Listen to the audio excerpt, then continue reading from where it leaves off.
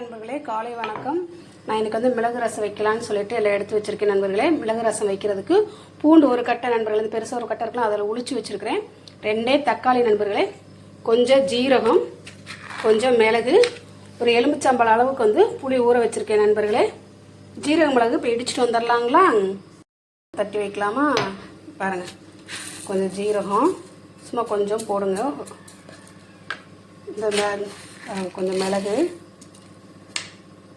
இதில் வச்சு இடிச்சுக்கலாங்களா? பாருங்கள், ஜீரக மிளகு இப்படி இருக்கும் நண்பர்களே. அடுத்து பூண்டு போட்டுக்கலாங்க.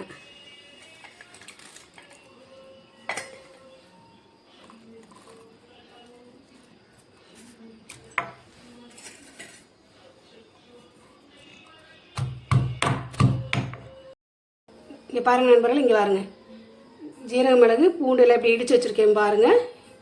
தாளிப்புக்கு வந்து 2 மிளகாய், கொஞ்சோண்டு கருவேப்பிலை எடுத்து வச்சுருக்கேன் நண்பர்களே.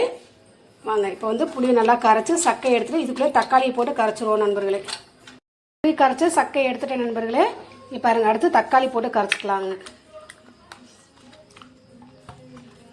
தக்காளியும் புளியும் கரைச்சி வச்சுருக்கோம் இல்லைங்களா? இதுலேயும் உப்பும் போட்டுருங்க நண்பர்களே. பெரிய உப்பு போட்டுருங்க. உப்பு உங்களுக்கு தேவையான அளவு போட்டுக்கோங்க. பத்தலைனா மறுபடியும் ரசம் காஞ்சி சாப்பிட்றோலையே அப்போ போட்டுக்கலாம் நண்பர்களே. கொஞ்சம் மஞ்சத்தூளும் போட்டுக்கலாம் நண்பர்களே. சும்மா கொஞ்சமாக போட்டுக்கோங்க, போதும்.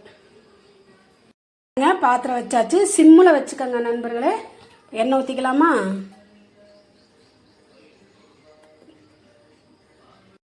கொஞ்சமாக கடுகு நண்பர்களே. கடுகு பொரியுதுங்களா? சவுண்டு வருதா? கடுகு பொரிஞ்சிருச்சு. காஞ்ச மிளகாய் போட்டுக்கலாம். கருவேப்பிலை போட்டுக்கலாம்.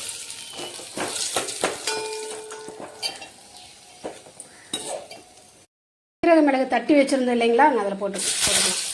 சிம்மில் வச்சுக்கோங்க அடுப்பை, இல்லைன்னா அது கரிஞ்சு போயிடுன்னு சொல்லுவாங்க இல்லையா? ஜீரக மிளகு கொஞ்சம் வதங்கிடுச்சு நண்பர்களே, வதக்கியாச்சு.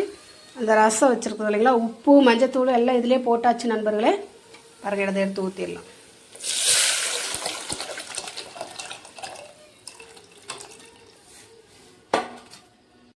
ஒரு கிளாஸ் தண்ணி எடுத்து வச்சுருக்கேன் நண்பர்களை, ஊற்றிடலாமா? கொஞ்சம் புளிப்பாக இருந்துச்சுன்னா இன்னும் கொஞ்சம் கூட நீங்கள் தண்ணி விட்டுக்கலாம், உங்களுக்கு புளிப்பு அதிகமாக வேண்டான்னா. இந்த ரசம் வந்து செரிமான பிரச்சனை இருக்கிறவங்க மிளகு ரசம் கண்டிப்பாக சாப்பிடுங்க. தொண்டையில் சளி பிடிச்சி இருக்கிறவங்க, இந்த காய்ச்சல்லாம் வருது பாருங்க, அப்போ வந்து டெய்லியும் கூட ரசம் சாப்பிட்லாம். குழந்தைகள்லேருந்து பெரியவங்க வரைக்கும் இந்த மிளகு ரசம் எடுத்துக்கோங்க. ஹெல்த்துக்கு ரொம்ப நல்லது நண்பர்களே. இப்போ இந்த ரசம் வந்து கொதியக்கூடாது. நான் வந்து மேலே வந்து நுரக்கட்டுற மாதிரி வருங்க, அப்போ ஆஃப் பண்ணிடலாம்.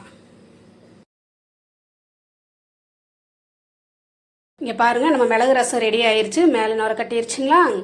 இப்போ ஆஃப் பண்ணிடலாம் அடுப்பை. இதில் கொஞ்சம் மல்லித்தலை இருந்தால் போட்டுக்கோங்க. மல்லித்தலை என்கிட்ட இல்லை, அதனால தான் நான் போடலை. அது போட்டாலும் டேஸ்ட்டாக இருக்கும். இந்த வீடியோ பிடிச்சிருந்தா லைக் பண்ணுங்கள், சப்ஸ்கிரைப் பண்ணுங்கள், ஷேர் பண்ணுங்கள், கமெண்ட் பண்ணுங்கள். பாய்.